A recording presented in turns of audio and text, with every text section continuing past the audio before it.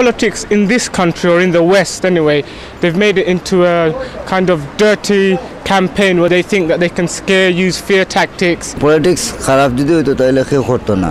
People are quite fed up with the Western kind of politics. Politics zarur korte hoibo, politics na asole apne advance howar lage politics is important. I don't know much about politics, but when I do hear politics, the name politics, all I can think about is Iraq. I know politics ta bala jinish. And Tony Blair and Bush. They use very insidious and underhanded tactics to get what they want. We need to get involved in politics in looking after our affairs rather than those of the governments and those of the people in the higher ranks, in the behind the desks, in the offices, and those people who are in charge of the multi-million pound corporate companies. আসলে politics পৃথিবীর প্রাক্কাল থেকে চলে আসছে. Politics মানুষের সুবিধার কারণেই politics তৈরি হয়েছে. I think politics is dirty if the politicians are dirty.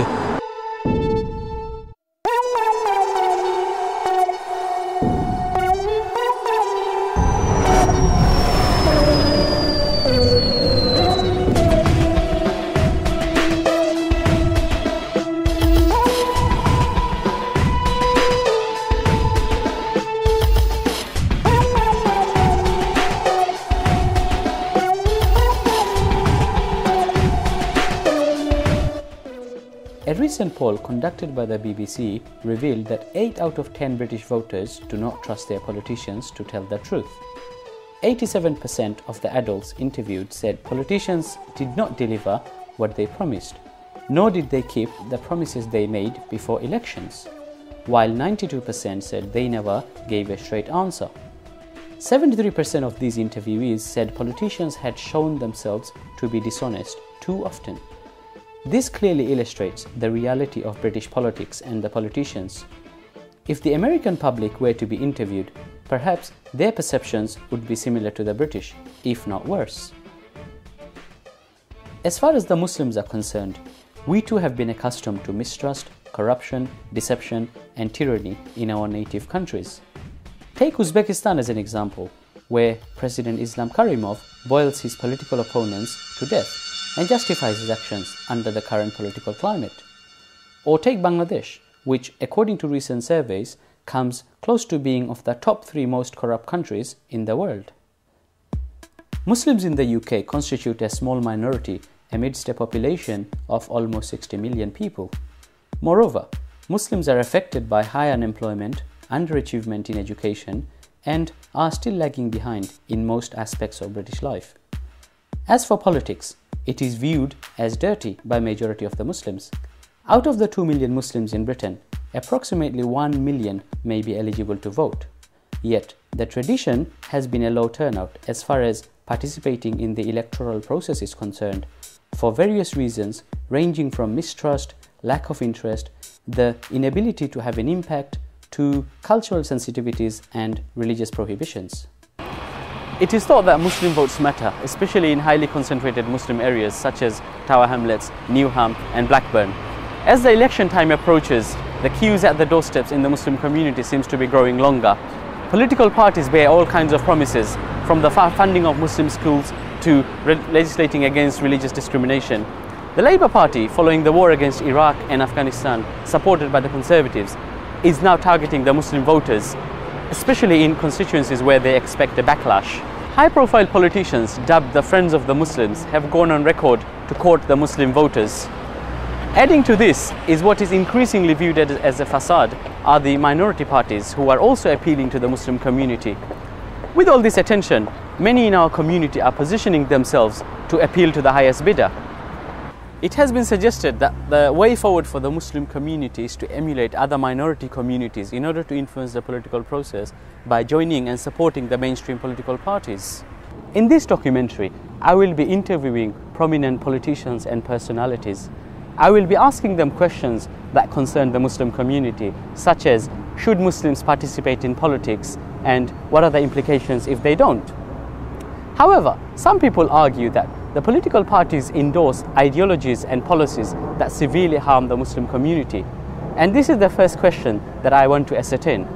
I hope that by the end of this documentary, some of the questions will be answered to the viewer's satisfaction. If that question is no, then how could the Muslims reconcile this with their belief?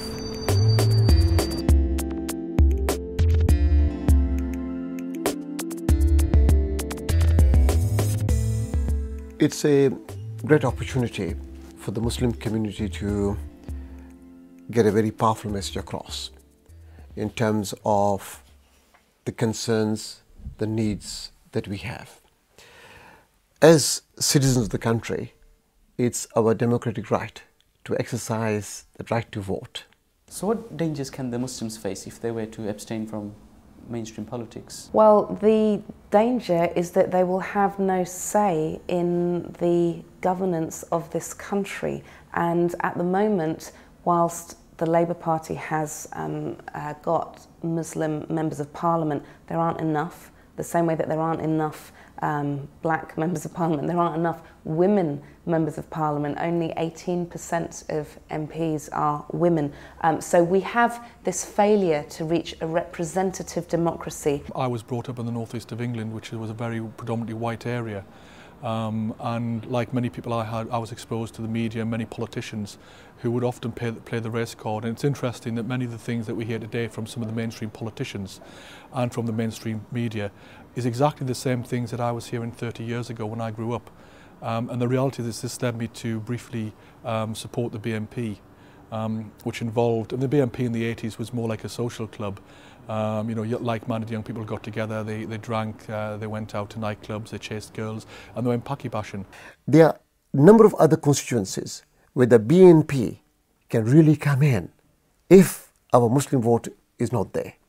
If we were not to support either the Labour or the Tories or the Liberal Democrats, the BNP vote, which sadly has increased in the last 4 years, there is a real danger that in certain places, particularly in Burnley, Blackburn,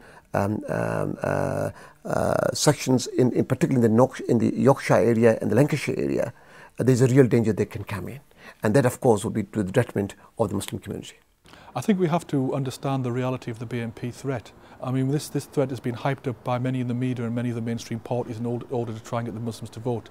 I mean, the reality is that the BNP, out of tens of thousands of seats, council seats, actually hold less than 24. And we've seen when they've actually held seats, then what they've done soon afterwards is they've actually lost the seats. Now, yes, we're given this argument that we should vote in order to keep the BNP out, but the reality is, who do we vote for? I would argue that many of the mainstream parties are equally as threatening to Muslims and Islam as the BNP. You know, we've seen the mainstream parties support the war in Afghanistan, support the war in Iraq. We've seen the mainstream parties support the first Gulf War. We've seen the minority parties who claim to stand for the Muslims. When Milosevic was bombing and raping our sisters, we saw these minority parties. They were supporting Milosevic in his murder against Muslims. So the reality is, whoever we vote for, in effect, we are voting for the murder and for the rape and for the attack of our Muslim brothers and sisters. So what is your overall message to the electorate in that constituency? If you want a champion who will regard his constituents as his master, who will stand on his conscience and his principles, rather than on the latest communique via pager from Tony Blair, then I think I'm that champion. Irrespective of which party we want to support, that's not material. But the important message is that we must vote. And in terms of who to vote for, of course, there'll be clear guidance given to the community in terms of the issues that affect us, which of the parties are supporting us on those issues. There are certain candidates that support the party view. There are other candidates that do not support the party view. And we will be able to discuss this as we go through. That is why my message to the Muslim voters is such that if you are angry against this party, if you are angry against your local MP Una King, then the only alternative is me, because I was an anti-war candidate, and I believe that the Iraq war was illegal, immoral and unethical. And if you would like to vote, you should vote for me, because you can change this regime not by the bullet but by the ballot. So you got the very good chance now that change this regime with the help of the ballot, not with the bullet. Muslims need to participate and need to vote, and we